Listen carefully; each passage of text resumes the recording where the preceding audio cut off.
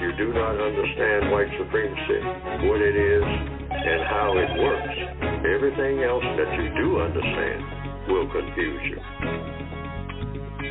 In all of these 9 areas of activity, economics, education, entertainment, labor, law, politics, religion, sex, and war.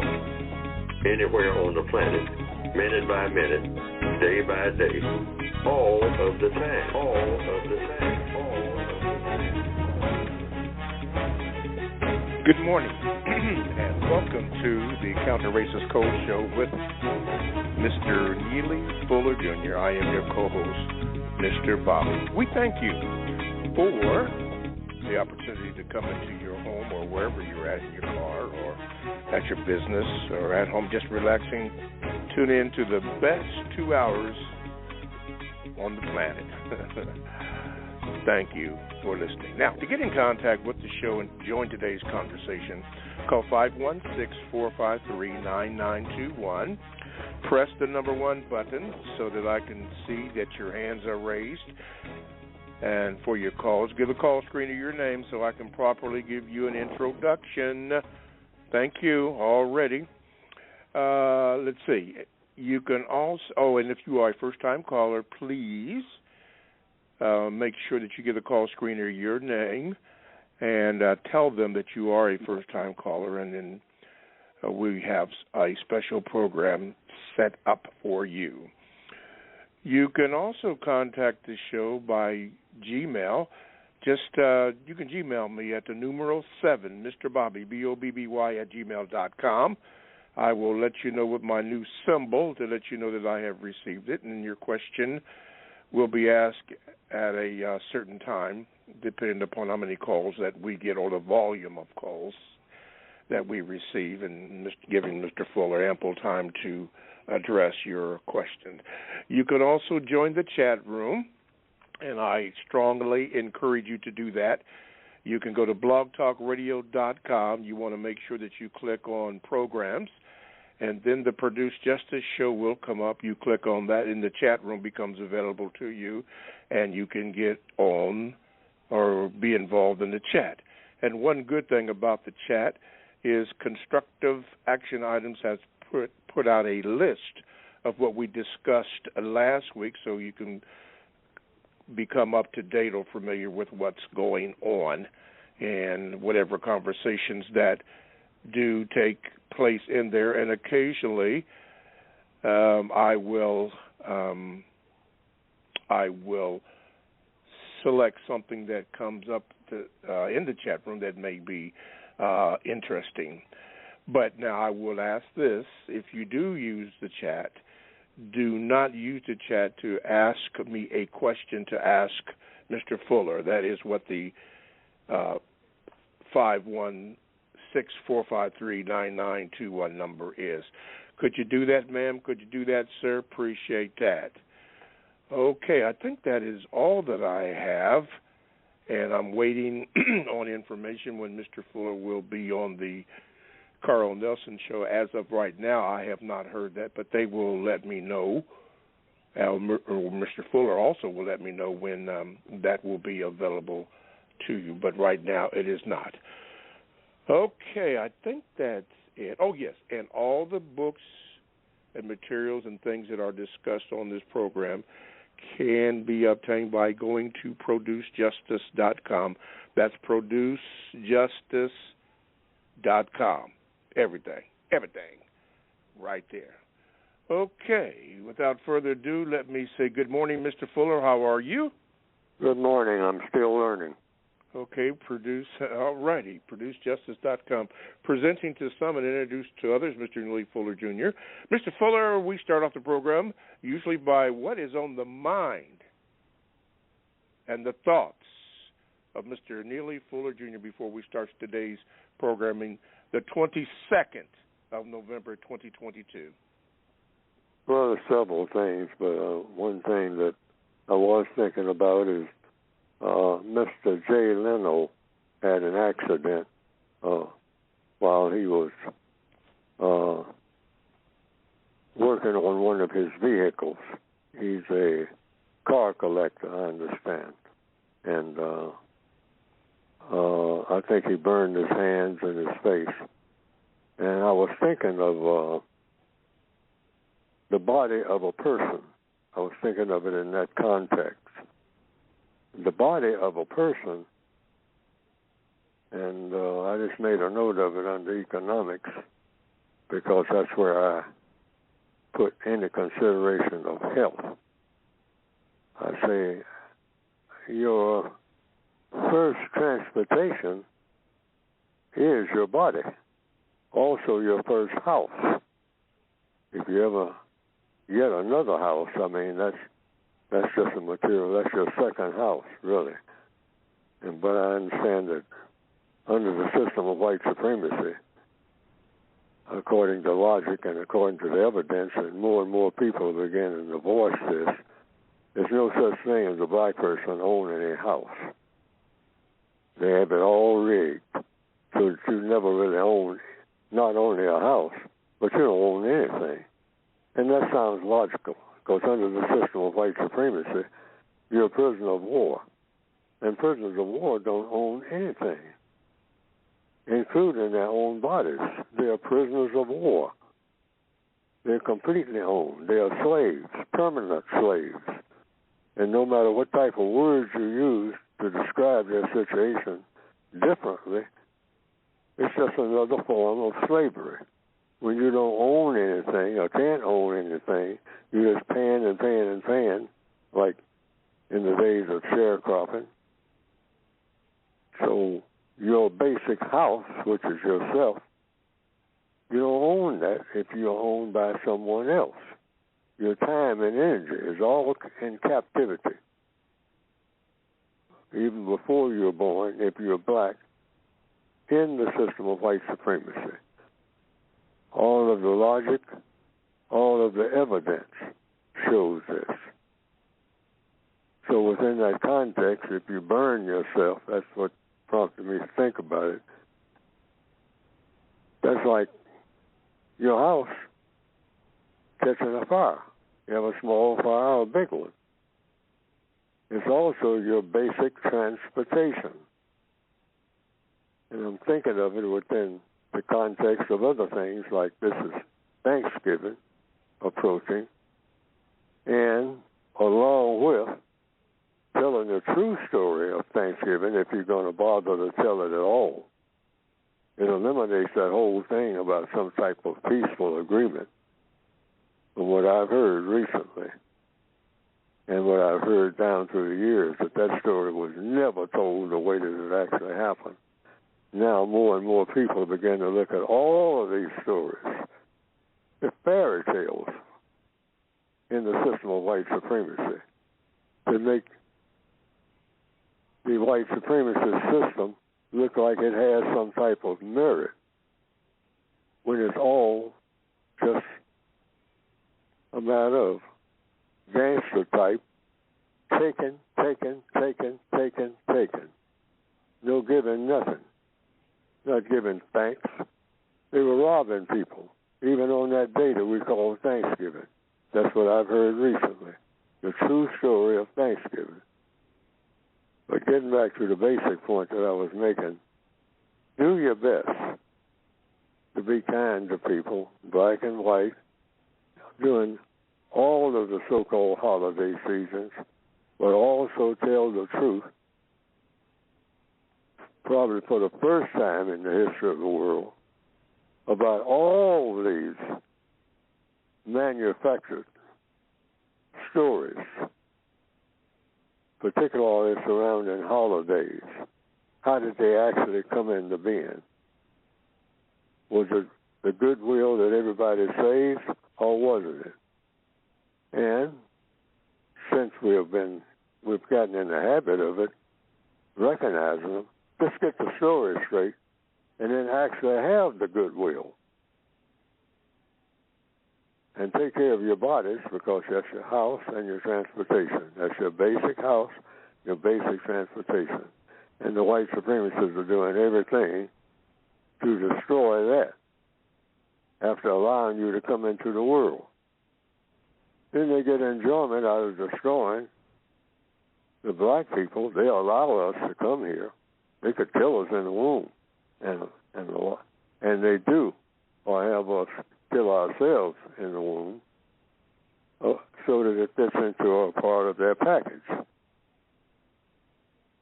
But then that's another story that's very controversial just about now. Abortions, et cetera, et cetera, et cetera. Bodies in transportation that are sent here by a creator of those bodies in transportation. Now, I'm not authorized, according to the code, to say that females, black females, or any female, shouldn't have abortions. I can't criticize anything that the non-white people of this planet are trying to deal with under a system that is structured to do all types of evil deliberately. So I might not approve of it, but who am I? A lot of people disapprove of things I have done and things I'm doing now. For one thing, I assigned myself to solve the race problem, haven't done it, but nobody else has done it. So since nobody has done it, nobody can really have the credentials to criticize what somebody else is trying to do, be it ever so feeble, and trying to wrestle with it. Because it's all under a totally evil system, every bit of it, every inch of it. The white supremacists make things look, they can pretty it up, and they can do a lot of what you might call Star Wars and pretty that up.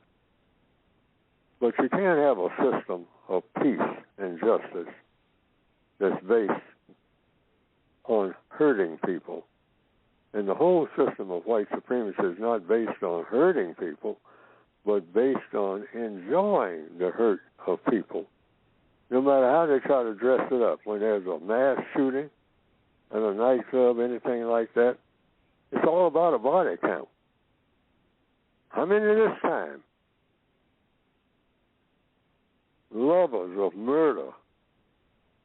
Most books in the system of white supremacy are not about trying to solve problems and not about goodwill to people. They have something called romance. They have tons and tons of movies and books and videos about romance. That's not the same as love. Nowhere in the neighborhood. That's all imitation stuff, Romeo and Juliet. Made up stories. And they pump that up because it's cosmetic. Love is justice. You cannot have love in a system where you don't have justice, because love and justice, according to logic, are one and the same. So if you don't have justice, meaning guaranteeing that no person is mistreated and guaranteeing that the person that needs help the most, you can't have love. So these are just thoughts that were crossing my mind, a number of them. Mm-hmm. I kind of threw them all in there together.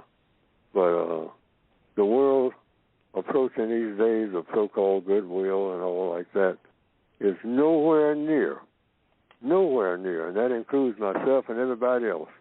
We're nowhere near the quality of people that deserve to be on this planet. Not one. If you just stand back and look at all of us, the kind of shape that we're in, and you're not going to straighten out any of it without straightening out that chief villain, without eliminating it, and that is the system of racism. It has poisoned everything. And those series of statements that I made are either true or false. And if they're false, they should be called out as being false. All right. I appreciate it. Mm-hmm.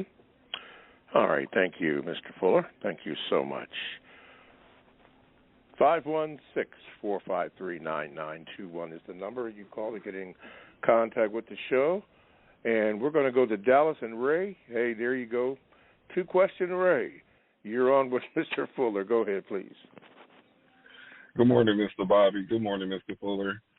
Mr. Fuller, which is more confusing to black people, sex or money? All of it, in every area of activity. The white supremacists cannot allow non-confusion in any area of activity for black people, the non-white people, people of color of planet Earth, here in 2022, near the end. In money and in sex. Money has to do with economics, how you use time and energy. That's basic money. That's what money really is, even when you don't have it in your hand. It's time and energy. Time and energy is money. That's what you come into the world with.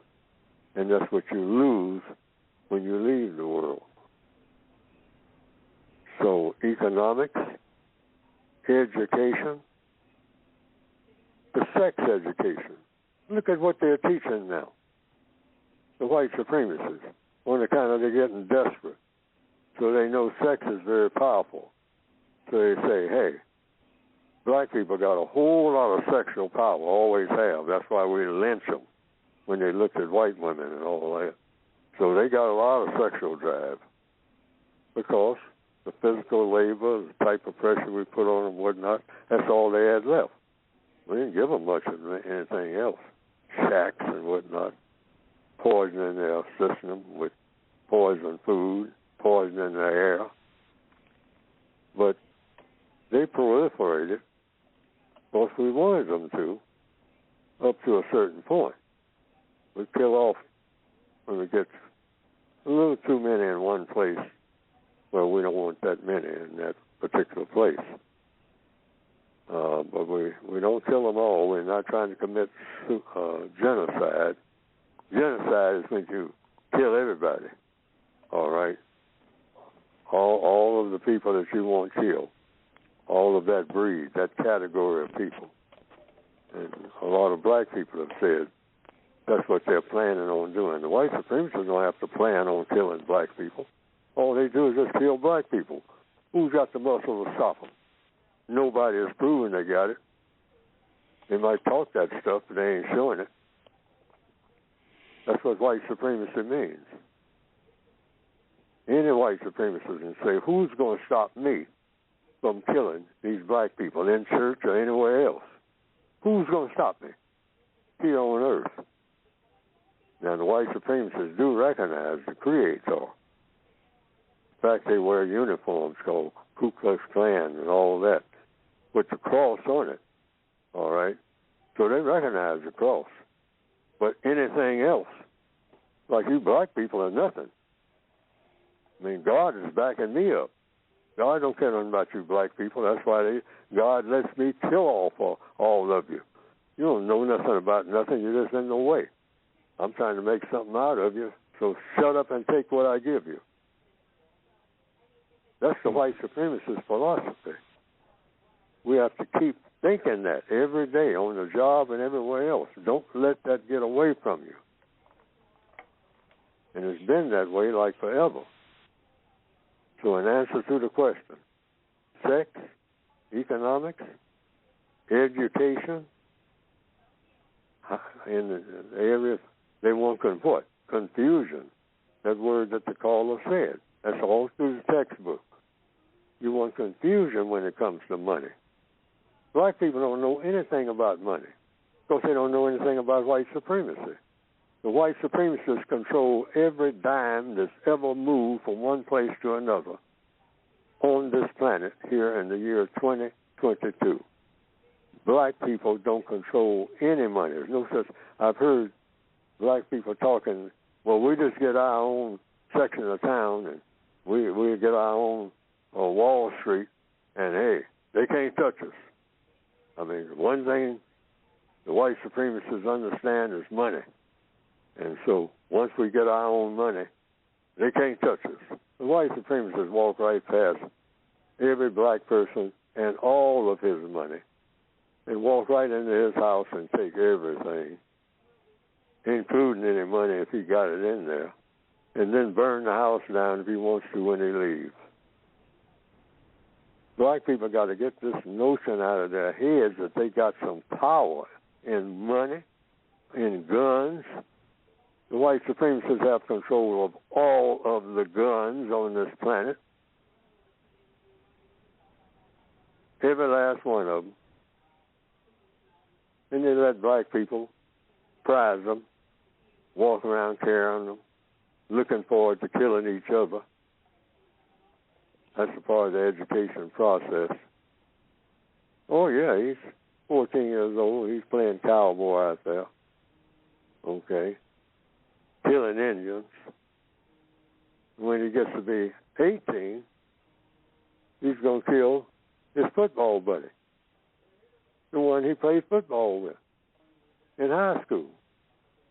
Why? Because his buddy moved out of the neighborhood and moved 5 blocks away, and that's other gang territory. That's how black people think.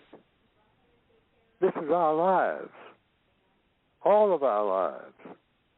We haven't gotten any further than that.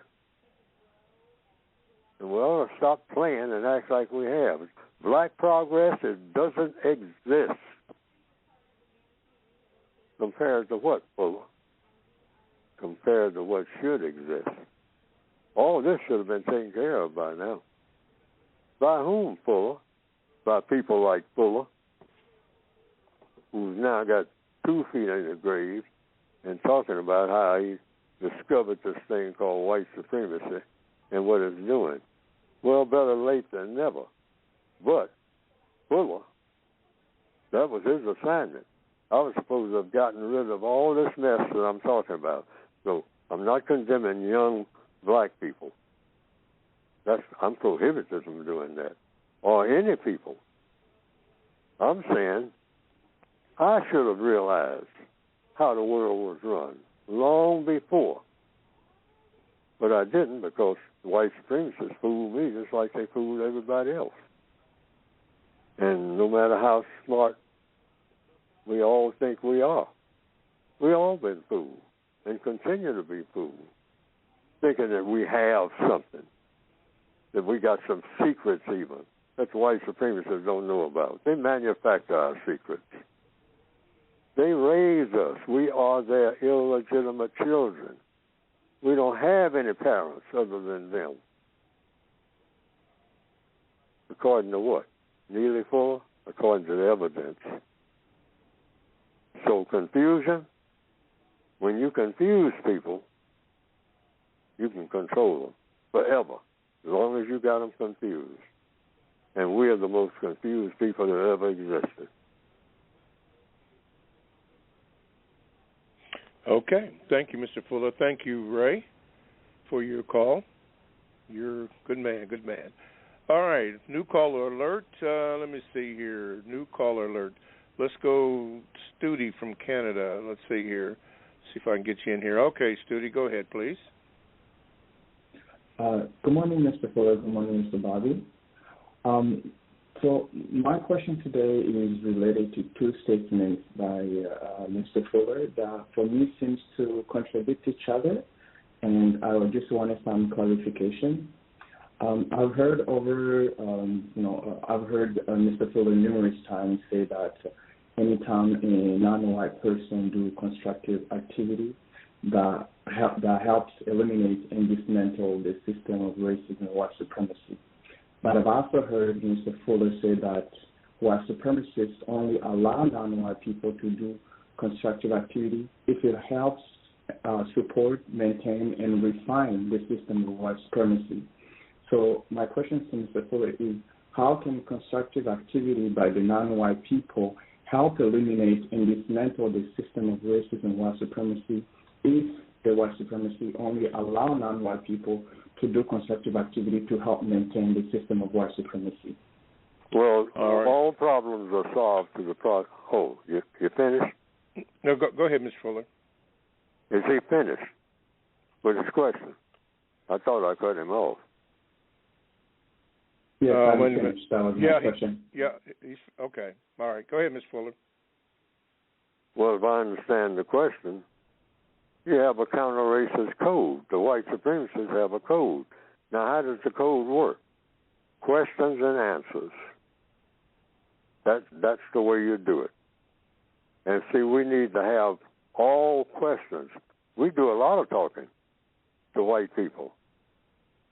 But the codified process, because ultimately we're going to have to get along with the white supremacists. We should do that as soon as possible, and then we can solve this mess by coming up with a better system than the system of racism.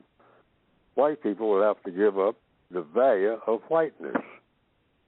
All the values should be based on helping people who need help the most, and do so in a manner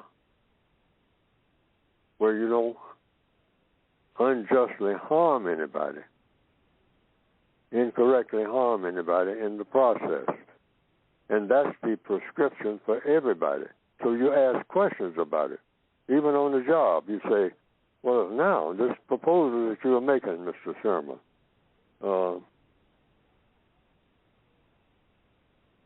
say if you're having a conference with all the employees or whatever that's been called, you stay in the question lane. Don't do a whole lot of talking and making statements. Let the white people make the statements, because you're trying to learn, and you're trying to help them to learn, and we'll all learn how, as Rodney King says, how to get along. So what questions do you ask specifically? You start off just saying, Mr. Sherman, this thing that you have proposed today, in this half-hour dissertation or presentation that you made, is it going to harm anybody? Anybody that works here? That's the first question. And is it going to guarantee that the person that needs help the most gets the most constructive help? Not looking to fire anybody or get rid of people and all like that. No such thing as getting rid of people in a correct government. And always keep that in focus. Correct government. And use just those two words over and over again. Correct government. So you're going to reach beyond just the walls of the workplace. If you work within walls, or if you're working outside, whatever, that whole setting, you'll say, we have a government. You don't have to say it, but the government we have is incorrect. So you're trying to correct everything that needs correcting. And like I say every week, how do you solve problems? Because racism is the problem, the biggest problem on earth. You can't solve any other problem without solving that problem first. So you do it through the process of what? Questions and answers. And don't help Mr. Sherman or anybody else with the answers. Just be ready with the next question. And it will take everybody, that's a guarantee, in answer to the caller's question. That process of questions and answers will take everybody right where they should be. It won't take everybody where they want to be, but it'll take everybody right where they should be. Mm-hmm. Just be ready with the next question, and then the next question. And then make sure you understand the answers. Because if you're dealing with a white supremacist, they can give you a very beautiful, what looks like an answer, when they didn't answer you at all. But it looks like they did. Mm-hmm. I know about that. I've seen a lot of that. Yes, sir. All righty. Thank you, Studi. Don't be a stranger. And we're going to break it off here. You are listening to the Counter Racist Code Show with Mr. Neely Fuller Jr. here at ProduceJustice.com and also at BlogTalkRadio.com. Now, to get in contact with today's show, 516-453-9921. Press the number 1 button if you have a question or a small statement, and I would ask, I do this every week, but some people, maybe they didn't hear me. I'm going to say they didn't hear me. But please, ma'am, please, sir, don't be long in your statement, because it just takes us to a place where sometimes it makes it difficult to understand what you are trying to say. So make it brief. That way Mr. Fuller can answer your question. Okay. So, that's when you push that number 1 button. You can also contact me on my Gmail, the numeral 7, Mr. Bobby, BOBBY, at gmail.com, and I will send you a little symbol that I'm now using to let you know that I got it, and it will be read when we have some time to read it. Calls come first. And lastly, you can go into the chat room by going to blogtalkradio.com. You want to make sure that you click on where it says programs, and when you do that, you can click on the Produce Justice Show, and when you do that, the chat room becomes available. And I'm just going to say this. They are heating up in that chat room today. They are really heating up. Some really good conversations in there. So you may want to get in there, and maybe you want to add your 2 cents to the conversation. Be interesting to see. Okay, I believe that's it. Nicole in Maryland, you are on with Mr. Fuller. What is your question? Okay, Nicole. One more time. Nicole. Okay, Nicole is not there, so we'll go down to Corey in Milwaukee. Corey, what is your question for Mr. Fuller? Good morning. Greetings, Mr. Bobby, Mr. Fuller. Mr. Fuller, there's been some incidents happening, as usual, where non-white people are coming into harm's way because of interacting with each other.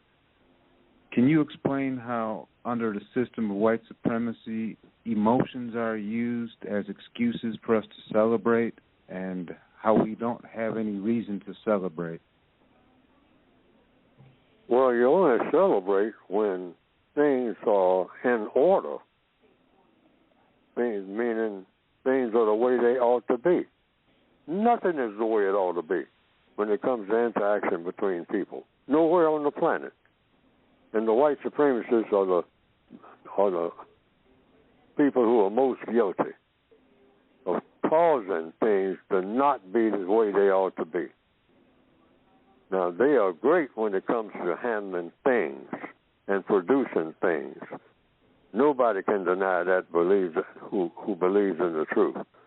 The white supremacists are the greatest people on the planet in recorded history when it comes to producing things, objects, making recordings of things, photographic and otherwise, voice recordings, building tall buildings, or building ships that can carry just about everything that you can name, carry everything that's in a whole country on 1 or 2 ships, just carted off on ships that still float with all that weight, because they figured it out. They say, how can that ship is made out of steel, but it floats on water. How did they do that? Because they thought about doing it. That's how. They think at a greater level than all the other people combined. They make their plans 500 years ahead. That's how their minds work. See, black people trying to figure out whether or not they can get to that subway, get on that subway without paying. And that white guy who went through the turnstile and did pay, and many of them don't, but the ones that do, he says they think that they are kings and queens doing all this petty stuff, these dark-skinned people. And I am on my way to a place where I'm going to change from this business suit and put on some gear. And before the weekend is over, I'm going to be the Venus, the planet Venus, and back by Monday.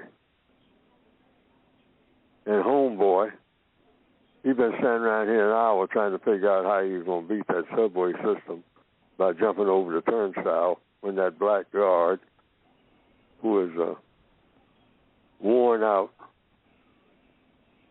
black female with 6 children, trying to raise them not to do stuff like that because she knows they're headed for trouble, keep doing stuff like that. And here is a white guy, a world of difference from both of them. Both that black fella, who's about the age of one of her 6 sons, and she's just making pennies, never will be able to pay for anything. Forget about college. I mean, just trying to get maybe one of them through high school. And here's the white supremacist on his way to outer space. And it's Friday. He's going to be in outer space on some other planet during the weekend and be back by Monday. We're still at the turnstile and the subway level. That's where we are. Now you say, well, there's black people going out of space too. The white supremacists got to carry them there. We can't go around the block without their permission. We've got to understand what we're dealing with. And be serious sometime about something other than a drive-by shooting. Who we think that's a big deal. That's nothing. And it turns the people into nothing. And we should stop making excuses for it and say we are so far behind. We need to run full time just trying to figure out what's going on. That's the first step, even without moving. How things work. Who's running things? You know you're not. I know I'm not. I've been here quite a while. When I talk to black people, chests all stuck out, talking about this and that and what they accomplished, slapping each other on the back. Just any white person come by and look at us and shakes their head and say they think that they are running something. They got no idea of even what planet they're on. Okay. Call themselves educated. That's why we don't even want to go to school with them. It sounds stupid when they open their mouths. Okay. All righty. Okay. Thank you, Corey. You know what's happening. Well, we got a bunch of new callers in here. Very good. Thank you, Corey. New caller alert. Let's go to new caller down in Miami. That would be Jay. All righty. Jay, you're on with Mr. Fuller. Good morning. And good morning. Yes, what is your question? Good morning. Good morning. Good morning, Mr. Fuller. Good morning, Mr. Bobby. Good morning, sir.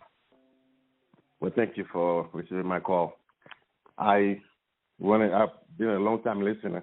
I wanted to first, since I'm a first-time caller, so you're probably going to give me a minute for my long VGQ, and then I have a quick question for Mr. Fuller. I noticed that Mr. Fuller has been preaching the same thing for a long, long time. And I don't know why it's not getting through to that many people. And the message is very clear. So then I start thinking about the fact that every black person in the history of the world, that as far as we can remember, who has tried to remove us from that system, they paid for it dearly, including countries, right? So I'm going to take the island of Haiti that successfully fought the system of white supremacy, and then they've paid for it. They're still paying for it. They got rid of slavery somehow, but then now they enslaved themselves. I don't know if that's the system that did that somehow, but they are paying for it. And you looking at even right now, Kyrie Irving, he's being enlightened by something that he watched. He's trying to bring something to some attention to some subject matter, some movie that he watched. He paid for it dearly. So what I wanted to ask Mr. Fuller is this. Is it the fact that black people in general have paid so much for the fact that they're trying to stand up for themselves? Is that the reason why that they are not really listening to the message because they are afraid as to what may happen to them? And I'll stay on the line and listen. All right, thank you, Jay. Well, each black person has to answer that question for him or herself. But I would say the reason is it seems like the problem can't be solved. And a lot of black people have said that. Several black people have said that to me down through the years. Said, Fuller, you might as well give up. Ain't going to never be no solution. We're stuck with it. Might as well just go along with it and, and try to do the best you can. Roll the dice every day and try to hope that you pick up something every now and then without getting killed in an argument about whether the dice are loaded. And that's what black people got to look forward to forever. Now, in one form or another, sometimes black people don't say it in just those exact words, but that's what they're really saying. So we just be satisfied with the black ghetto, which means anywhere a black person goes, that is the ghetto. Here comes the ghetto. The ghetto is not a place. The ghetto is a person. Here comes the ghetto, which means we're being polluted. That black person coming down the street, that is the ghetto. And if white people are around, keep the pollution at a distance. All right? Because that's what you're looking at, pollution. That's all that you're looking at. That's all that they're good for, polluting everything. Why? Why are they that way? Because that's how we made them. Duh. So you don't expect anything of them. They are our creatures. They don't know anything except we've told them. But they don't even know that they got it from us. Around here, 2 9mm on them, rolling their eyes at everybody while they're on the bus because you got 2 guns on you. I can kill everybody on here. All these MFs. Everybody on there is black. All right. And that's true. But a lot of us right now are on a bus, carrying guns, thinking just that. And thinking sometimes before the so-called holidays are over, they're going to kill somebody. Why? Ain't nobody paying no attention to me. I got to have some attention. I ain't going to leave this world without no attention. Everybody walking around talking about Christmas and Thanksgiving. Got all these silly presents and whatnot. Ain't nobody saying nothing to me. Ain't nobody paying. They're going to pay me some attention when I show them what I got. Millions of black people think like that. That's pitiful. So we have to clean up our thinking and say, let's deal with the problems we have and stop bragging on ourselves. Stop all that high-fiving and every bit of it. Stop it. Stop it. And then the white supremacists themselves will sit up and take notice of that real quick. So you got black people who don't brag about nothing. Because they always say, hey, we're not nowhere close to where we intend to go. And we intend to go there fast and overnight. And that's how we should talk to black people and white people, because those should be what our intentions are. We're not plodding along, struggling. That's a word that we love. Well, I'm struggling out here, man. You know how it is. No, I'm going to stop struggling. I'm going to move like lightning. All we have to do is make up our minds of what our goals should be, not what our goals are right this minute if we tell the truth. And that is what? What is the goal of every black person? To show off to another black person. That's our life goals. And it didn't just get that way. It's been that way back as far as I can remember, because we're trained to think like that. We get a diamond ring, we got to run all of them down the block and show it to every black person we know. And then come back huffing and puffing and say, well, I didn't miss nobody. And I feel good. See, our goals are too shallow. And that diamond ring really ain't really worth nothing in its own essence, unless you're going to use it as a drill. Diamonds are very hard rocks. You put it on the tip of a drill, and then you get something done. Not just showing it off because it's shiny. So what does that mean, Fuller? Tell us something that we can do, Fuller. Stop buying diamonds. Because the people who mine diamonds are being slaughtered. They are having the rocks fall down on them. And they just replace them. Well, we lost 500 people in the last 6 years in the diamond mines. They're all black people. Just call up some more. Send them in there, too. So that they can get those shiny rocks and send them to other parts of the world where black people work day and night trying to get one of them. Not knowing that they're nothing but shiny rocks. And when they show them to somebody, who cares? Who cares about your diamond ring if they got any sense? Who cares? If they do care, they shouldn't. See, this is the type of new thinking we should have.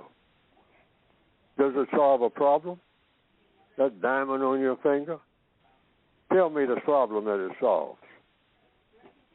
Because you showed it to everybody, and everybody said, ooh, that's pretty.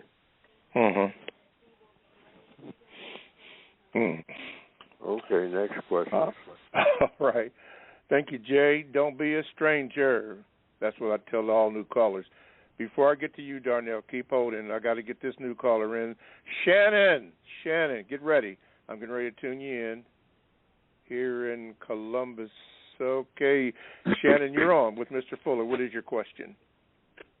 Mr. Fuller, I've heard you say it on a prior broadcast that the white supremacists should never be forgiven for what they did to black people sexually. My question is, what action is taken towards the person when you never forgive them? Oh, you don't take any action. That's the action. You just say it. When they get into this forgiveness and apology stuff, you say, I don't want no apology. I don't want, not only forgiveness, I don't want no apology. Never ask anybody for an apology. I don't care who it is. That's a part of the code. Never in your entire existence ask anybody for an apology. And the next thing you don't ask for is love. Never ask for an apology, and never ask for love, and never ask for respect. This is in the code book. Those three things, love, an apology, or respect. Now, why not ask for an apology? Because you got to ask for it, it ain't no good. There's the logic behind everything in the code book, otherwise it ain't got no business in there. It's got to be logical. It's got to serve a purpose. An apology is not worth anything if you have to ask for it. The white supremacist says, well, you know, oh, you black people want apologies? I got truckloads of them. They wink at each other. We thought they were going to ask for something. They got their delegation they all dressed up and coming down here, and, you know, and got all their leaders together. They had about 15 meetings. And what they were going to ask for is an apology. Man, these people are dumb. They say, oh, yeah, you know, I got 3 or 4 warehouses full of apologies. You want them with ribbons? Got plenty of ribbons. They say, hey, they are primitive. They're primitive. They're no further than they were 10 million years ago. All righty. All right, Shannon, you get this. Don't be a stranger. Don't be a stranger. Mr. Fuller, we got about 9 minutes left in this section, or this segment, excuse me. This is the time that we're going to talk about your book, so take it away. Well, I'm just going to spend a little time doing that. The things that I'm talking about are in the book. People call in every week and they want to know, well, what do you do, Fuller? I mean, you say this and you say that and all like that. I say that's what the book is for. It says what to do. It doesn't say what to do in all circumstances, but it gives examples because the book basically is to help you to think in a certain way.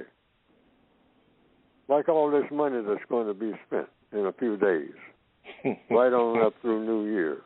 Mm-hmm. What does the code say? Hey, put that money aside. All of it? Not necessarily. But take a big chunk of it that you're going to spend for all that stuff that you're going to wind up throwing out or trying to find space for. Because a lot of what you're going to buy, just because it's a so-called holiday spirit, is a bunch of junk that you're not going to really use. So make sure that anything that you pick up to buy is something you would have bought anyway because you need it. During all these White Friday, Black Friday, Super Saturday, pass them all up. Once you make up your list and you see, ask yourself a question. Get back to the questions and answers. Would I buy this? Do I need this holiday or not? Or does the person I'm going to give it to, do they really need it? And so the book is about that. Things like that. Everything is about do's and don'ts. That applies to everybody, all over the planet, every minute of the day. So you either do something constructive or you do something that's non-constructive. There's no such thing as in between.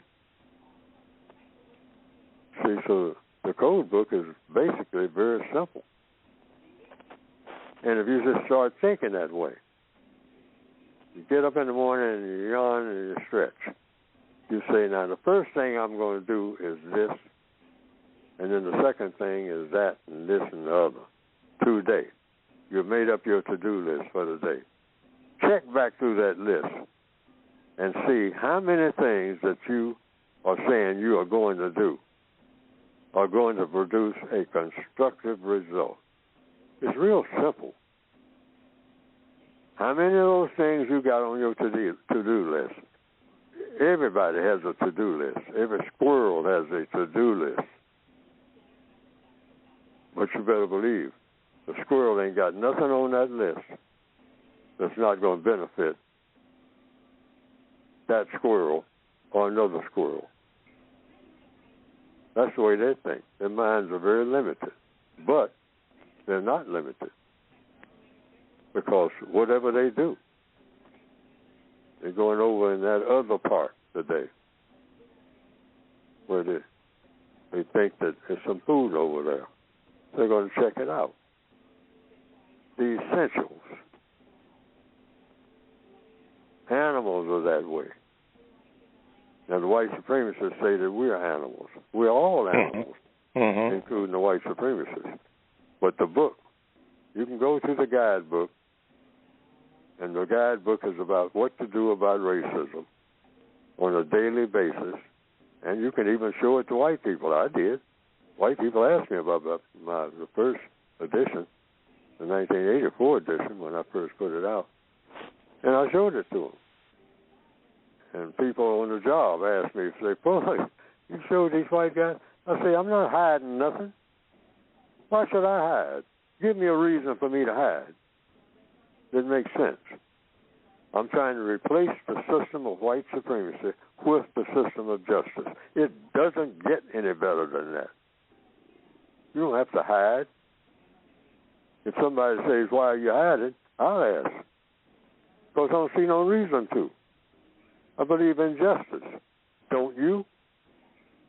And let them answer. And don't help them with the answer either. That's what the book is about. It tells you how to talk. Because we're not talking the correct way. And some things I've put tests to. Okay? So I know they'll work. We want something that works. You can get it by going to producejustice.com. I recommend the Word Guide and the 2016 edition. That's as much as I've gotten this far. Okay. Go to producejustice.com. Mr. Fuller, have you heard anything about the books going overseas? Has that problem been solved? I mean, nowhere near. But we're working on it. Trying to figure out what to do. Okay. See, now, if the white supremacists got behind me, it would be everywhere. But hey, everything I got to do myself. And I mean that literally just about. And yes, sir. You and a couple of other people, Mr. Bobby, I mean, that's it. You know. I got you. Okay. Well, guess what? We have just about come to the end of the first hour of the Counter-Racist Code Show with Mr. Neely Fuller Jr. And so I'd like to thank you for your calls and for your comments. We didn't get any Gmails today because the show's been running like that, but maybe we will. But if you have to go, thank you for the pleasure of your time. Hopefully you'll have the opportunity to tune in next week. But if you are going to be here, as we used to say in terrestrial radio, stick and stay, do not go away, because we have another hour of the Counter-Racist Code Show with Mr. Neely Fuller Jr. So stay tuned, and thanks for listening, and we'll be back to commence this show in about 10 seconds.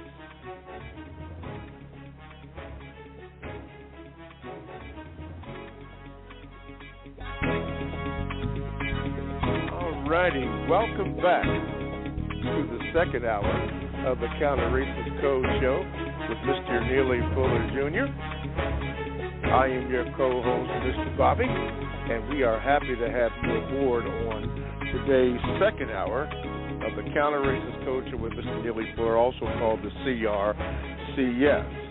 Now, any information that you get on this program can be obtained by going to producejustice.com, producejustice.com, where you can also get the books that Mr. Fuller has. There are three books that you can get, including the 1984 edition, which Mr. Fuller has said a lot of people really like that book. And I have my copy right here along with the other two, the Word Guide and the 2016 edition. I have that here, so I'm ready. Thank you, Mr. Fuller, for that. But you can get your copy by going to producejustice.com. It's a code book, a guide book. You know, you can even say it's similar to a book that you have in your automobile owner's manual. You know, there are things in there that will instruct you. I think Mr. Fuller refers to them as suggestions as to what to do and what not to do. To do what? To cause you to think. And as we go along, you'll see that there are other people who do not want you to think. But anyway, you can go to producejustice.com. To get in contact with the program, those of you who know already know, but for those who are new, the number is 516-453-9921. Press the number 1 button if you have a question or a comment. I would ask that your comment, please, be brief on that. You can also join the chat room, and I recommend that you do because, boy, they are hot in there today. Good questions and good statements, good breakdown. And some of these people have it looks like most of them have really done their research right here. But anyway, this is how you do that. Go to blogtalkradio.com. Then you want to click on where it says programs. Click on that, and then you'll get the Produce Justice Show. That's what you want.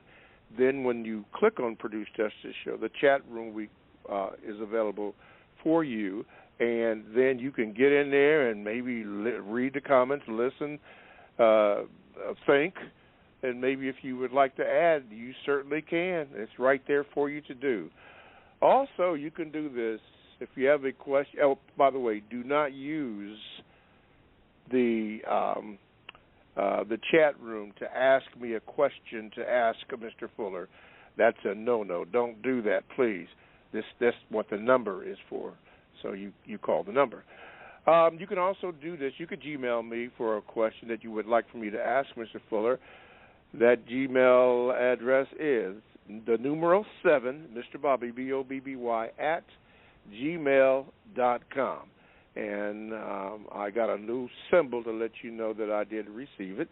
Now, it will be addressed at a time when we don't have as many calls coming in because we're trying to get as many calls answered as we can in a matter. Because, as you know, Mr. Fuller does use logic, cause and effect, so he uses a lot of examples to illustrate his point, because the one thing that we are trying to avoid, or he's trying to avoid, is confusion. Okay. So with that being said, I see Nicole is back, but I got to go to Darnell, and then maybe I'll get to you, Nicole. Okay, Darnell, you ready? Here we go. Whoops. Okay, here you go, Darnell. Good morning. Okay, Darnell, no. Okay, Darnell, are you there? Good morning, Mr. Bobby. Good morning, Mr. Fuller. Yeah, come on, man. Yeah, you're there. I just want to ask Mr. Fuller, what makes a code more powerful for a non-white person than having a lot of money? Mr. Fuller? Because the code will help them to keep the money as best they possibly can, and you'll understand that money comes from the white supremacists. There's no other source. There's no such thing as black people having money, because black people don't have themselves. Everything that I have, I got from the white supremacists, including money. We act like money comes from somewhere out and from outer space, and nobody knows where it is. I mean, it's something, hey, these white folks ain't got nothing for me because I got money. I worked in the place where the money is printed in the Northwestern Hemisphere. I know where money comes from. It ain't got nothing to do with what black people get. Black people get all of their money,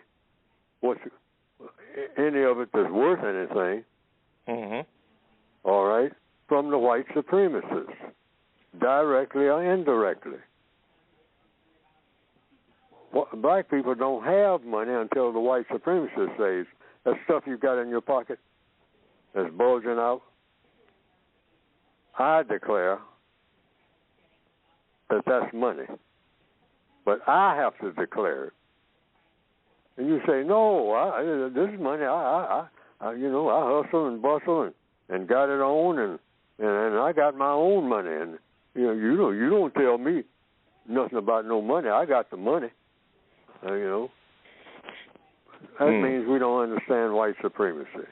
Mm-hmm. The white supremacists can declare that every nickel that every black person got in the bank right now or in their pockets is no longer money.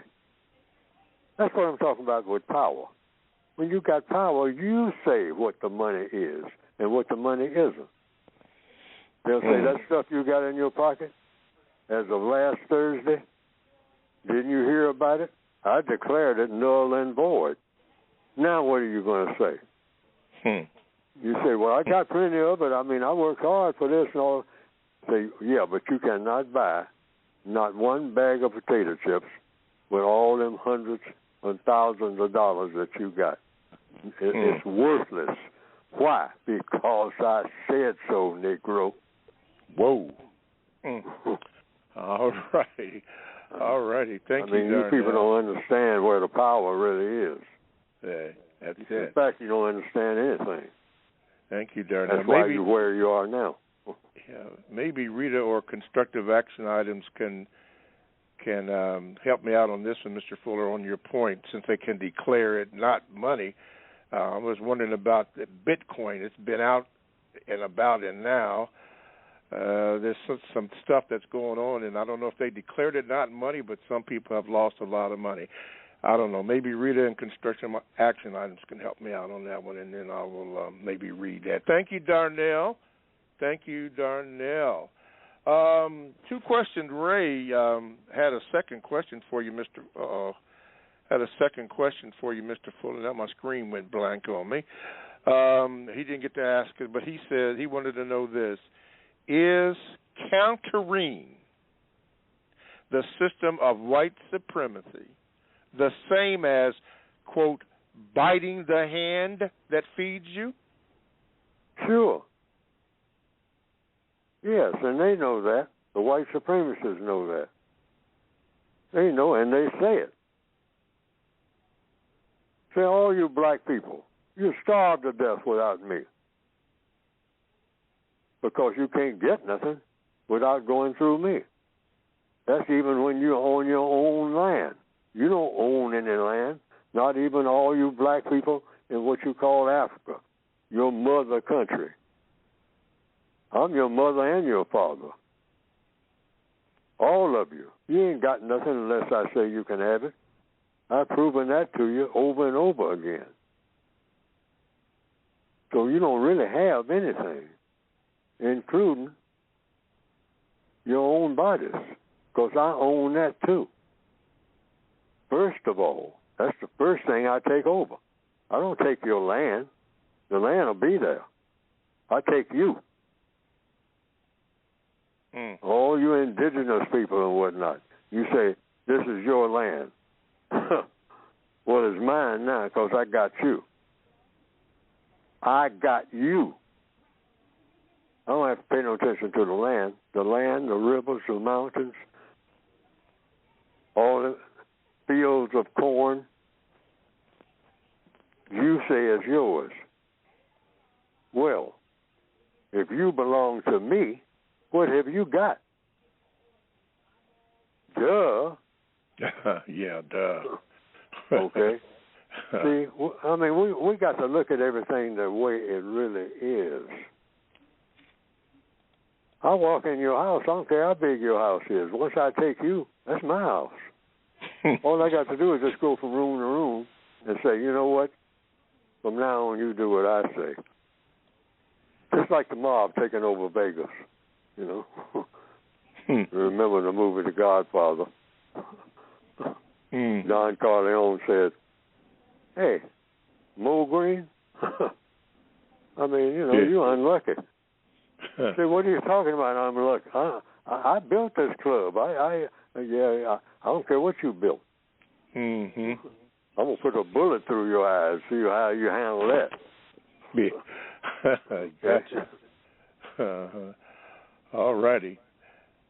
Thank you, Justice Warrior, for that about Bitcoin, because they did do that. They did it.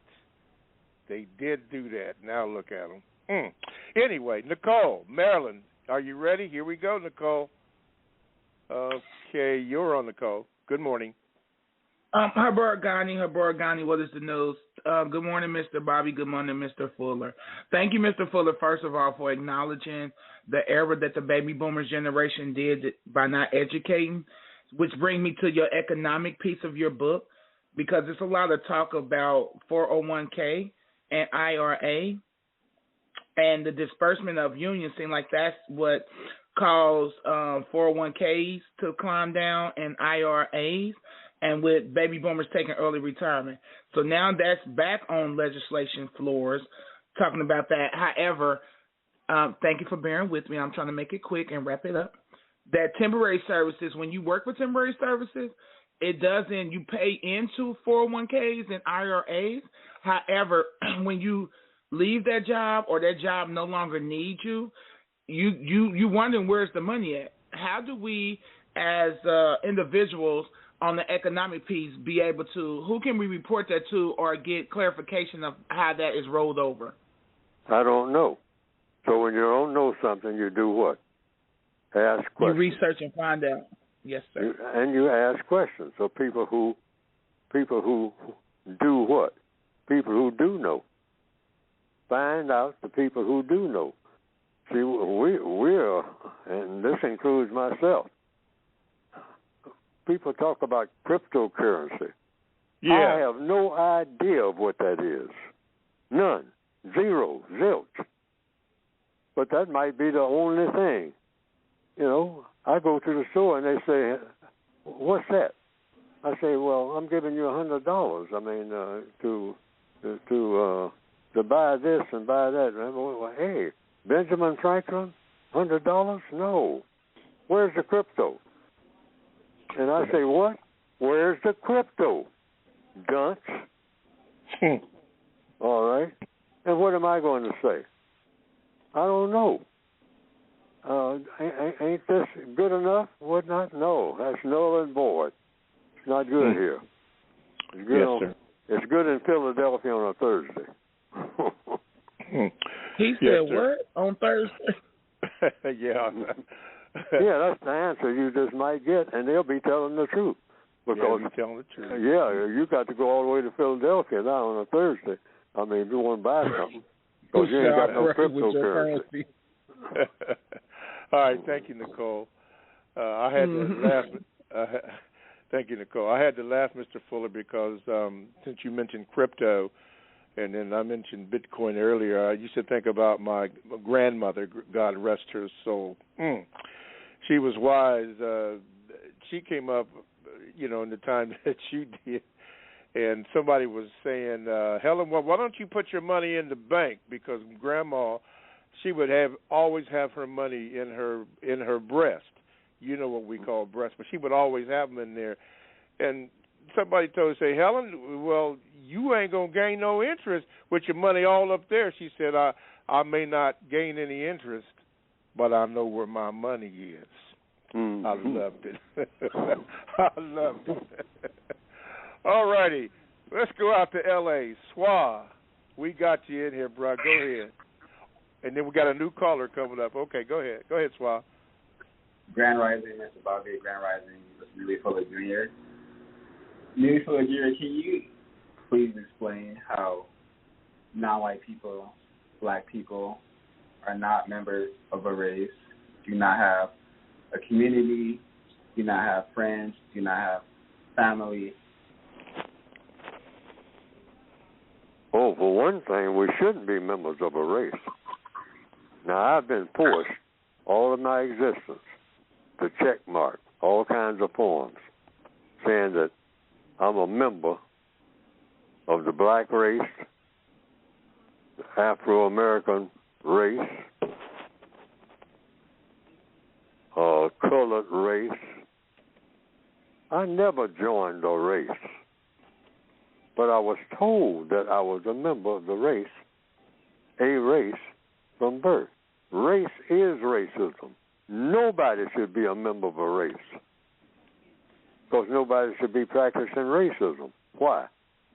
Because if you're practicing racism, you're harming people unjustly. The only use that being a member of a race is to practice racism, and racism means you do harm to people because of their color. That's all it's good for. Now, if you say that, well, what if you're a member of some type of club? What's the club for? See, if you're a member of something, there's a reason for being a member. You're supposed to be accomplishing something. The only thing that you accomplish in being a member of a race is to practice racism.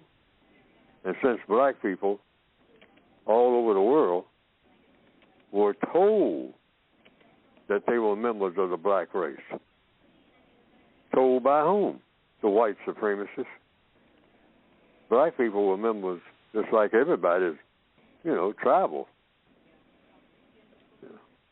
Zulus, Choctaw, the dark people of this planet. In fact, white people were members of tribes and associations and different types of names that they have for groups of people. But apparently, some white people, not all, came up with the idea, let's divide people. Divide people all over the world by color. And we'll say that they are members of races based on color. All the evidence shows that they thought that up. That's why they were successful at it. Because nobody had ever thought of an idea of, you're gonna judge people based on what color their skin is? The first people who thought that up, according to the evidence, were white people who thought it up. They say, well, they probably even debated it for a long time. They say, you think that'll work? You think people will go for that? We got tribes and all like that. They fight all the time and all this. I mean, we do that among ourselves. They do it. I mean, nobody's never been the type of people that they ought to be. But if we get this race thing going, I mean, they say, but it sounds crazy. You're going to do business, you're going to have friends and whatnot, and you're going to have people that you help, people that you don't help on the basis of what color their skin is. Say, yeah. So you think people will go for that? Say, we can try it. So they tried it. That's obvious. They tried it. And it turned out to be the greatest idea for controlling people ever thought of. Nothing became greater than dividing people on the basis of color and call them races. I have never been a member of a race, truth be told. I was a member of a race at gunpoint or sword point or something like that. That's how it happened. And forced to say it. But if I tell the truth, and I'll say it right now on the air, I ain't never been no member of no race. Never. And that's the truth. Because I didn't join no race. I was told that I was a member of a race. And by whom? By the people who are racist. I'm not a racist. I'm a victim of racism. And I don't want to hear nothing about no race. And white people say that they are members of a race. They are saying that they believe in racism. That's what they are saying. And you can ask them, what do you mean when you say I'm a member of the white race? What do you mean? And if they say, because that's what I am. And then you ask the next logical question. Do you mean that you're a racist? They don't know. I'm not a racist, but I am a member of the white race. Well, why are you the member of a white race? Why are you the member of a white race? What does being a member of a race constructively serve? These are 3 questions. And don't interfere with the answer. Just sit back and wait for the answers. See, these are in the code book. These are things that you can do. These things, right now, wherever you are. Why are you a member of the white race? You call yourself a member of the white race. Why are you a member of any race? And wait for the answer, and then be ready with the next half dozen questions. If it takes that many. Probably won't take many on this particular subject, because they're going to run out of things to say. That's the first thing that's going to happen. You know what I mean? If you don't interfere, you just wait on the answers. Mm-hmm. That's the codified technique. That's codified technique. Okay. Thank you, Swa. You know what's going on. You know what time it is. All right, Bob in California. Get ready. I'm coming to you. New caller, Bob, California. California Bob. Okay. Good morning, Bob. And what is your question for Mr. Fuller? Thank you. Good morning, all. I have my quick question for Mr. Fuller is, assuming, and I'm speaking, I know it's a worldwide phenomenon, but I'm speaking for the United States in particular, and for African American or black people in particular. What if we have a higher percentage of us that are codified, and I mean like 85, 90%, how does this liberate us, and how does this hurt the white supremacists? Put them out of business. All we got to do is just start doing things that are constructive. And we start by asking questions, because we don't know anything that we should know. Start asking questions. That's how you learn everything. Babies ask questions until we tell them to stop. A lot of older people used to do that. Shut up, boy. Don't ask so many questions. Don't ever do that, because that takes root. That's a part of the code. Don't ever tell a person they're asking too many questions. There's no such thing as too many questions for anybody on the planet, anywhere. This is the only way you can learn. Questions and answers. Answers and questions. Next question. Next answer. Next question. Next answer. That's how inventors become inventors. That's how you go to the moon and back. You can't go to the moon and back without asking questions. Just run out there and jump in your car and tear down the street and think you're going to the moon. You need another vehicle altogether. Your car ain't going to take you to the moon. If you drive off that cliff thinking you're going to the moon, well, you got another thing coming. Think about that on the way down. But in answer to the question, that's it. Black people need, all of us need to stop pretending that we know enough of anything. There's no such thing as knowing enough. Until when? Until every problem is solved.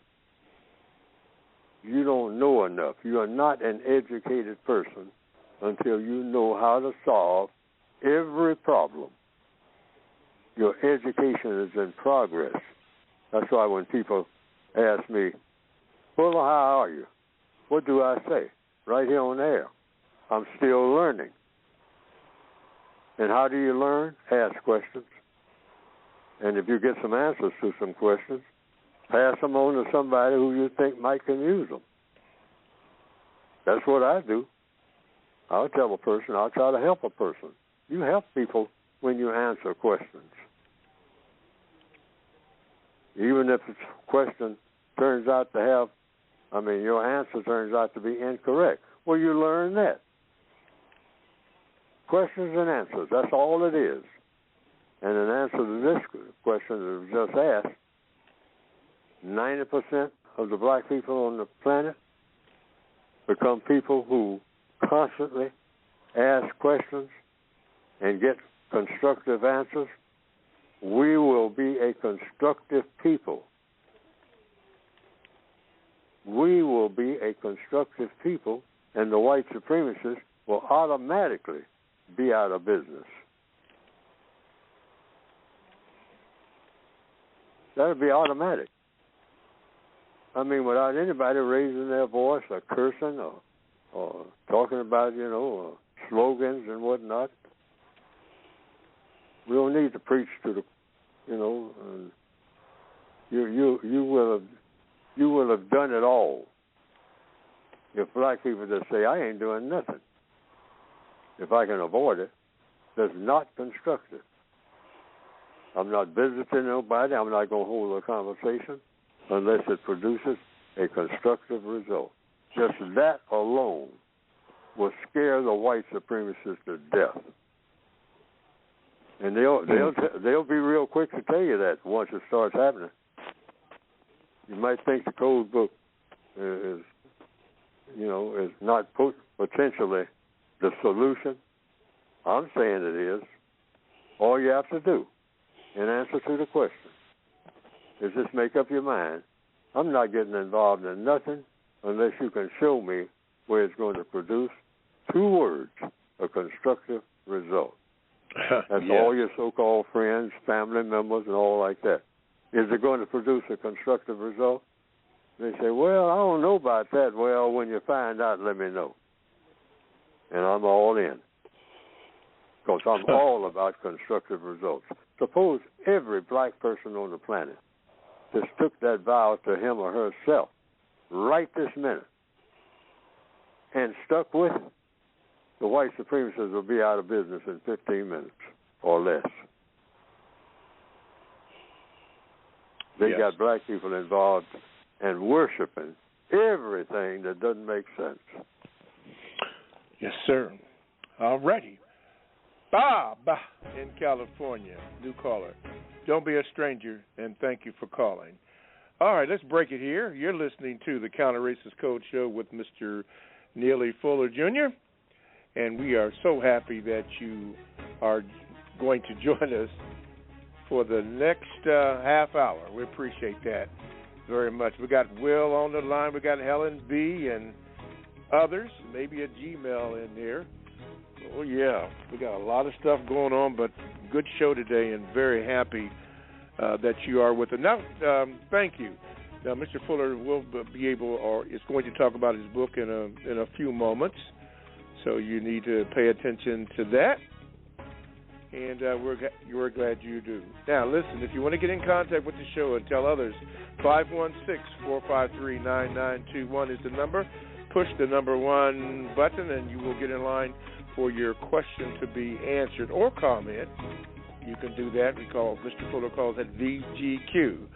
Chat room is available. Go to blogtalkradio.com. Click on for programs. You want to get the Produce Justice show, you can do that. And then the chat is available for you once you hit that button.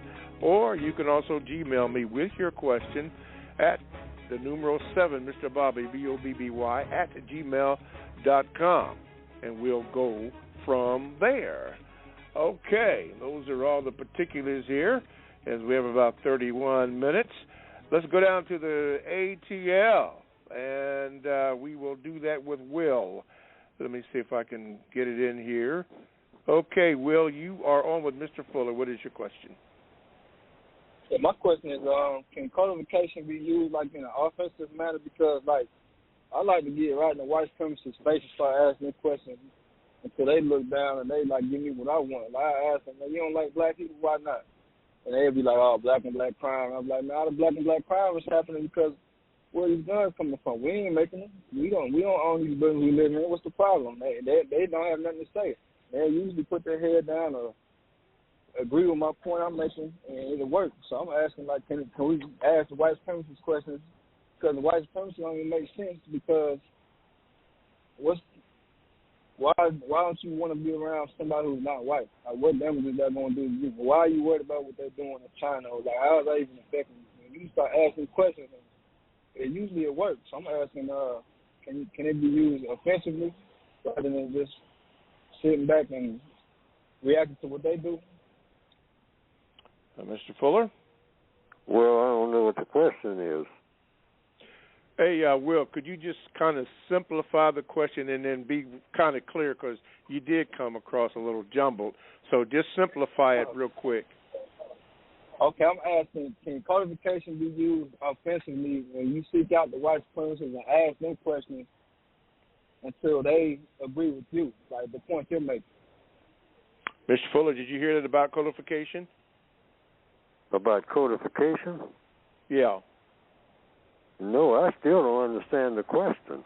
Okay, Will, he didn't really understand that question. I tell you what, Will, if you Gmail me, maybe I could read it to him, because we are having, probably on this end, but we can't hear you too well. So Gmail me the numeral 7, Mr. Bobby, BOBBY, @gmail.com, and then I'll read your question to Mr. Fuller. Sorry about that. It's probably our fault on the end. All right. It's fine. All right. Okay. All right. Thank you. Thank you very much. Helen B., New York. Helen B., let's see if I can get you in here. Yeah. Are you? Yeah. Helen, are you on? Yes, okay, sir. Okay, Peaceful there you are. Okay. Peaceful greetings, Mr. Bobby and Mr. Fuller. Mr. Fuller, why don't we have a community, family, or friends? Why don't we have a community? Family or friends. Yes, sir. Because friends are people who you can rely on for help. And you have to have, in order to have friends, rather than just people that you interact with, you have to have a system that allows friendship. The system of white supremacy within the counter-racist code. Now, see, that's why I say we need a code where we have our own value system. Because the value system that is out here now is incompatible with justice. Mm-hmm. So you have to change the wording. Friendship now, and it's in the word guide, so I don't want to misquote something that's not in the word guide. That word friend is in the textbook for victims of white supremacy. So the best way for me to handle that word friend. But now I do remember what I wrote about family. You can't have a family, and you're a prisoner of war. See, all black people, now I'm saying these are things that you can say openly every day on a job, on a government job, or whatever that government is, whatnot. Say you're prisoners of war. You're that more than you're anything. You're in captivity. Ain't no such thing as a free black person, what they call free. No, you go where the white supremacists tell you to go. If you've got color in your skin, whether you know it or not, you're only allowed to travel on this planet that you were born into. And you think you're just going where you please? You're going anywhere that the white supremacists will be pleased with you going, and at the time and place, and what you can do when you get where you're going. Anywhere on planet Earth, if you're a person with color in your skin, that's a prisoner of war. War was declared on black people, and that means once you were in captivity, you ain't got no family. And you can't really have any reliable friends. Why? Because prisoners have masters. So the only people you can rely on is the prisoner masters. You can't rely on nobody else, no other black people, because they're prisoners too. You don't have any secret black people hidden somewhere on this planet that can hide you out and keep you away from the wrath of the white supremacists. Not one. I don't care what they say. When it comes right down to the wire, it ain't been proven yet. And somebody mentioned something about Haiti a long time ago. I keep hearing this. The Haitians were defeated and still are. They didn't win anything. They're black. They come under the system of white supremacy. That's the truth. We keep grasping for straws, trying to find something back 10 million years ago where we had our own government and we did this and our ancient did.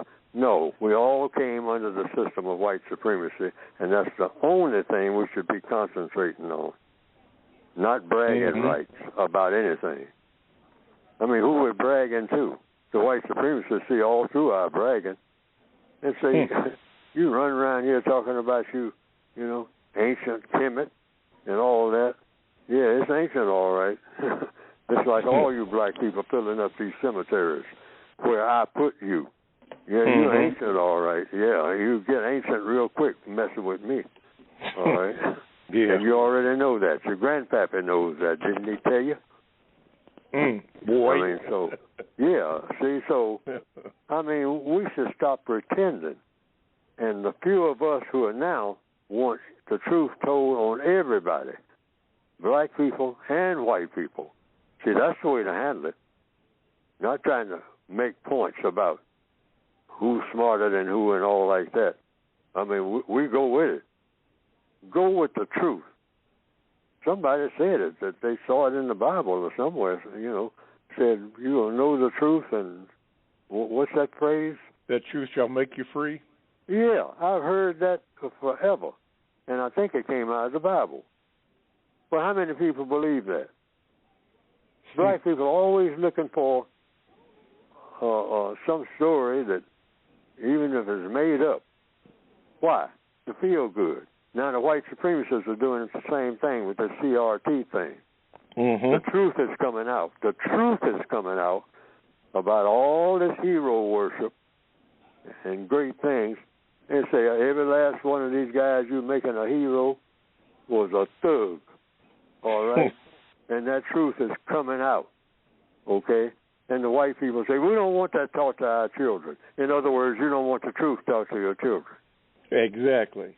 After telling them, always be truthful. Yeah. See, you are being hypocritical, sir, ma'am. All of you white people who are doing that. And tell them so. Don't tell them they're hypocrites. That's name calling.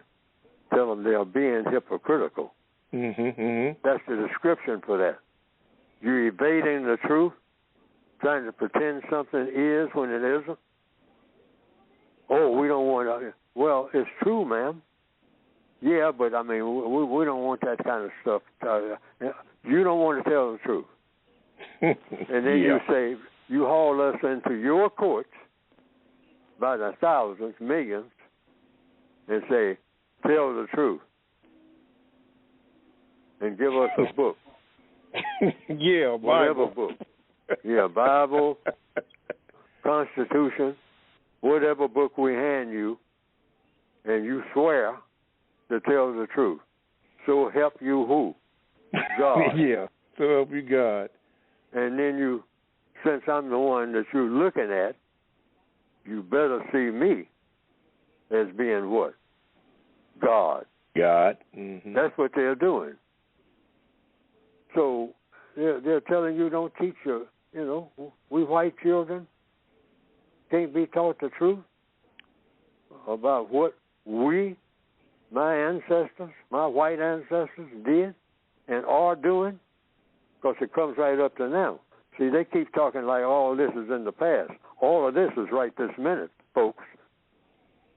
The great white world is happening right this minute, and you know it. So when we talk about, well, that's bringing up the past and whatnot, the past was 5 minutes ago. That's the past. 1 minute, 1 second, one fraction of a second is the past. And you're practicing racism. It's never ended. It didn't stop. They say, well, we had a period of reconstruction. You ain't had no period of nothing. Except racism. There's more types of racism, different types. Different ways of going about doing the same thing over and over again. Is that called refining it? Yes. That's all they have done. It's seamless. That's another thing. Black people have to say, well, we go along with them when they start chopping things up. And that's I got to mention this again because it's not taking effect. No such thing as America. It never happened. There is no people or no place that you can correctly call America or Africa or Asia. Americans, Africans, and Asians are people. That's all they are. Not a mountain, not a wheat field, American mountain, not an American eagle. The eagle don't know nothing about being no American. So what is an American? And what is an African? And what is an Asian? I'm going to keep saying that. I call it the 3 A's. What is an American? What is an African? And what is an Asian? They are people. Never anything else. Not a piece of furniture and whatnot. And they say, well, this is an ancient American furniture or early American furniture. No, it isn't. Americans are people. They're not things. Now, Africans are people. Asians are people. Well, what kind of people? In order, what's the definition for them? They are people who practice justice. Well, what's the question? Who practices justice? Nobody. Why? That's the question. Because it's impossible for anybody to practice justice in the system of white supremacy. That's a flat answer that's either true or false. It's impossible for anybody anywhere on the planet to practice justice in the system of white supremacy. The system of white supremacy is the dominant government of the entire planet. And it's a non-just system. It's devoted to non-justice. So you don't have any Americans, you don't have any Africans, and you don't have any Asians, but everybody, according to the logic, according to the code. And you can repeat this on a witness stand. I would.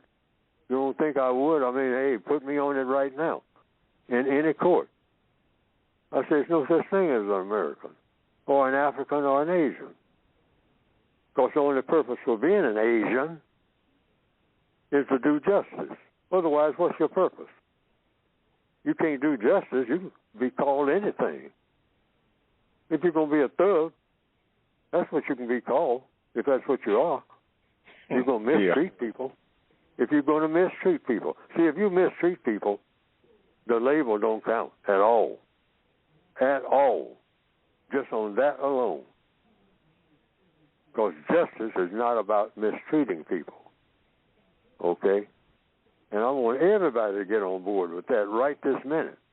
Americans don't exist. Africans don't exist. Asians don't exist. But everybody on the planet should try to be an American, an African, and an Asian. Why? Because these are people who practice justice. But as it is now, nobody practices justice. It's impossible.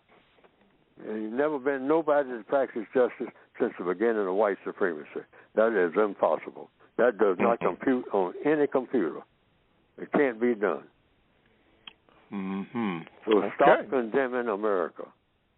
Because it doesn't exist. Why condemn something that doesn't exist, even? Or African, or Asian.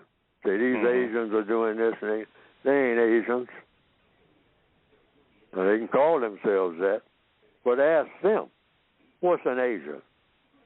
Because your definition of an Asian, based on logic and the evidence, an Asian is a person that always practices justice, meaning you guarantee that nobody's mistreated, and you guarantee that the person that needs help the most gets the most constructive help. And that also applies to African and American. I'm saying it for the umpteenth time. I say it on air all the time. But black people out of habit still saying, America mistreats black people. Americans don't exist. never have existed. There's no record of that. That makes sense. Yes, sir. All right, Ellen B. Thank you for your question. Yes, Mr. Fuller, I'm still trying to figure out what the hell is a Pacific Islander. I never heard of that. I don't know what that is. All right. This is from Sean. He says this, hello, Mr. Bobby. A thought came to me today as I was thinking on racism and white supremacy, and I felt compelled to share it with you and Mr. Fuller. Here it is. Quote, support climate change, end racism, white supremacy, save the planet. End of quote. This comment meets all the requirements to support constructive thought, speech, and actions. Now, Mr. Bobby, if you think this comment is viable, please share it with Mr. Fuller, the business meeting. And I'd like for all the listeners to hear this, to hear his thoughts on this observation. Thank you for your time. So his statement was, Mr. Fuller, support climate change, end racism / white supremacy, save the planet. He wants to know your thoughts on that.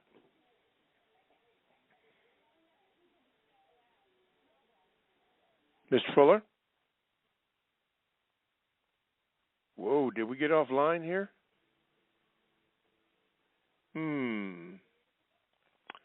Oh, I see the usual suspects are in play again.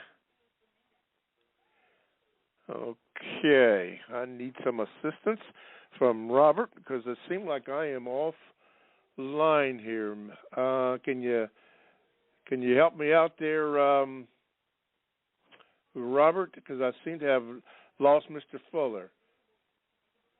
Okay, let's see. Thank you. It's tired of their shenanigans. We are the motherboard, and they got our whole history messed up. That's why we're not getting ahead. Go ahead. I'm sorry, Nicole. Go ahead.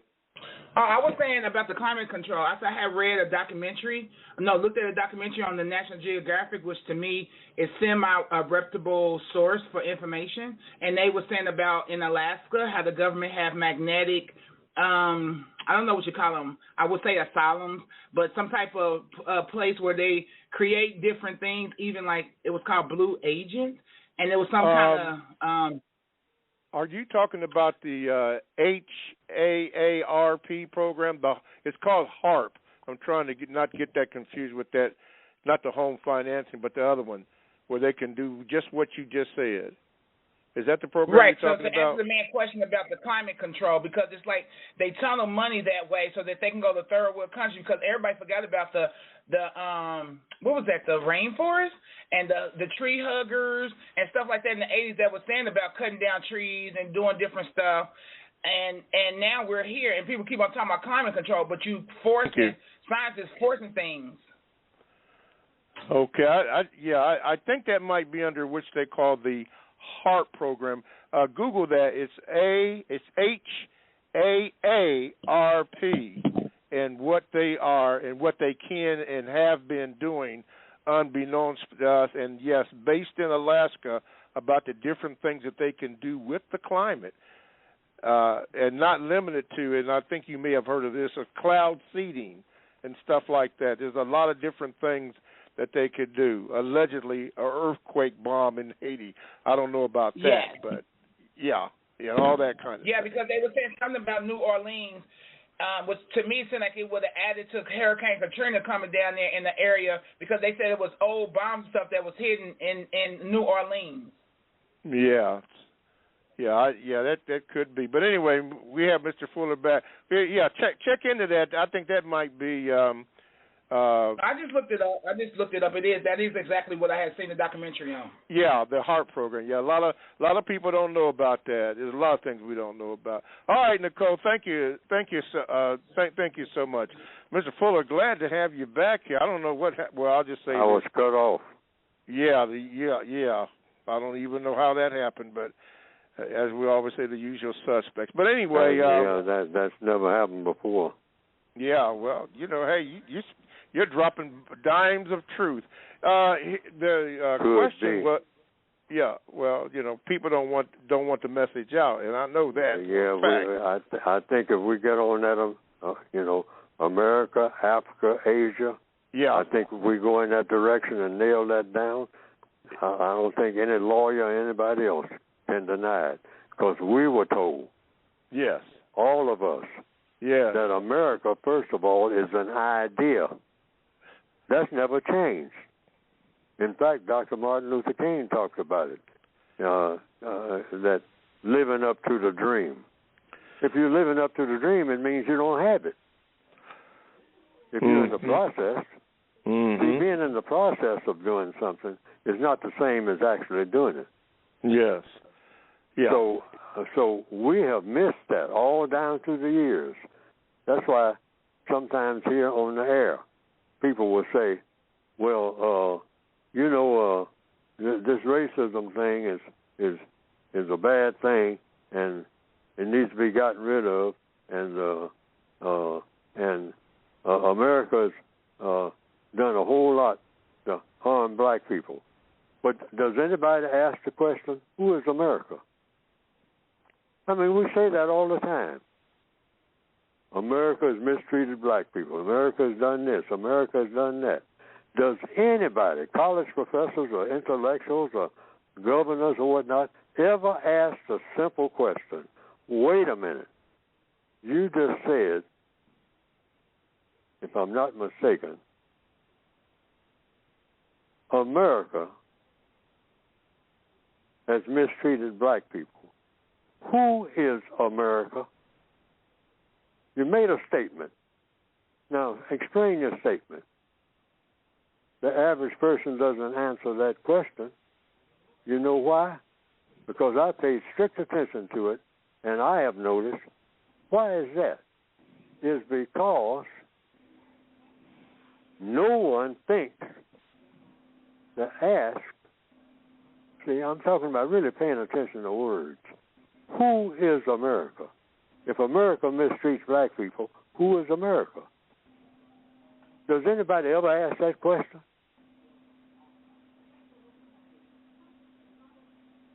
Wow.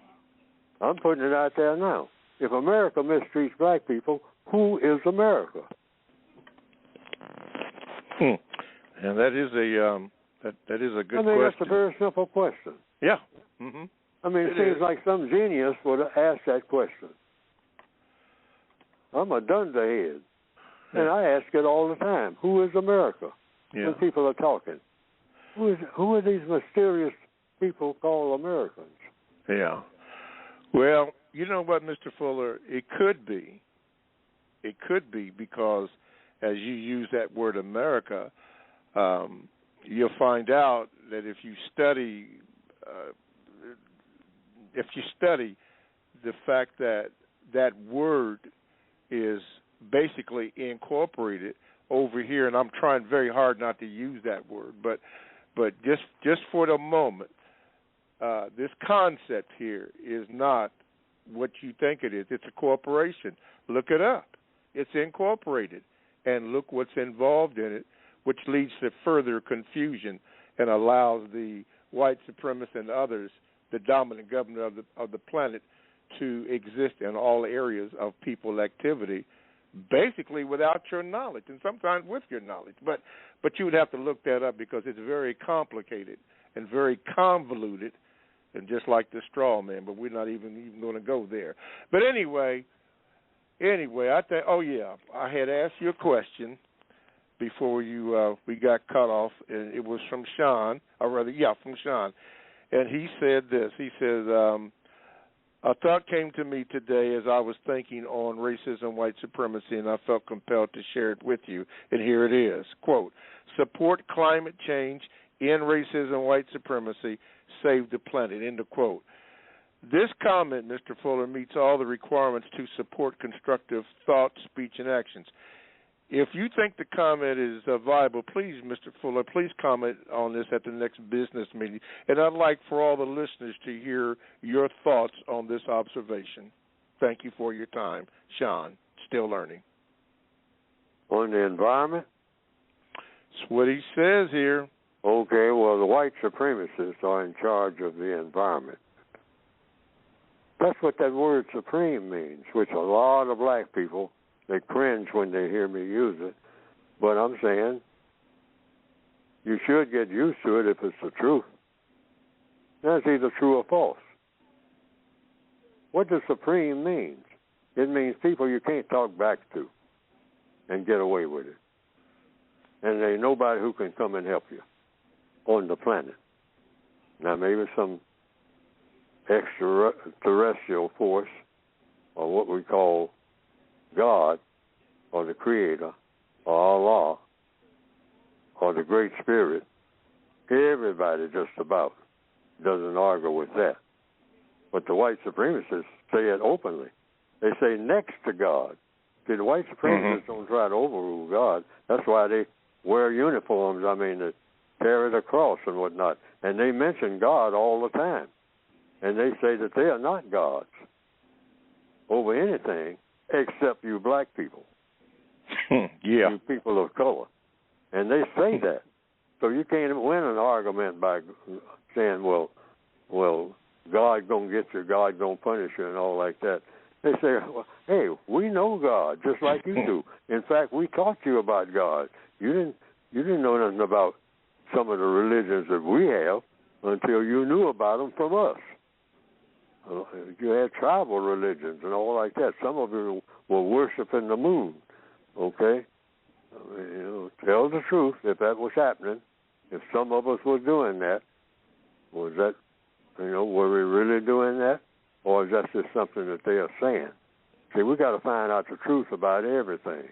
Is there any record of black people worshiping the moon? Yes or no? Anywhere, 10 million years ago, or whatever. Is it true or false? See, we got to find out what everything is, including the pollution and whatnot.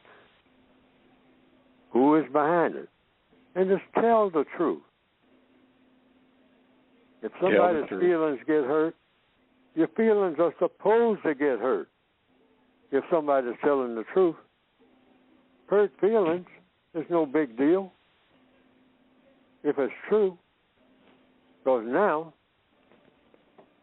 knowing what you should know that you didn't know before, now you have a great opportunity to make things the way they ought to be. Yes. But don't evade the truth because it hurts your feelings. This will pay off for black people big time. It's the white supremacists. They should be afraid of the truth because they're the biggest liars in the world.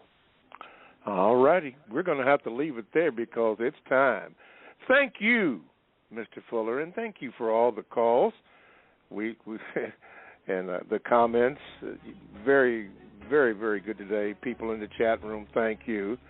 Thank you for listening and making a contribution to today's program. We hope to do better next week. You hear that, Anthony Sloan? We hope to do better. We made some mistakes today as we continue to try to get better. But remember this, all the books and all the information that you need for this program can be obtained by going through producejustice.com. Mr. Fuller, the last word goes to you. Go ahead. Go to the book producejustice.com and start from there, because I am not the best in the world for even talking about what it is I'm trying to do. And I don't write very well either, which people who have read my book have probably said, well, he ain't no great book writer either. I mean, when he gets on the air, he ain't great at that. And in some cases, he ain't great at writing no book. And they are correct on both counts. But I'm doing the best I can, folks. All right. ProduceJustice.com. We'll see you next week. Thank you. All right. Sure.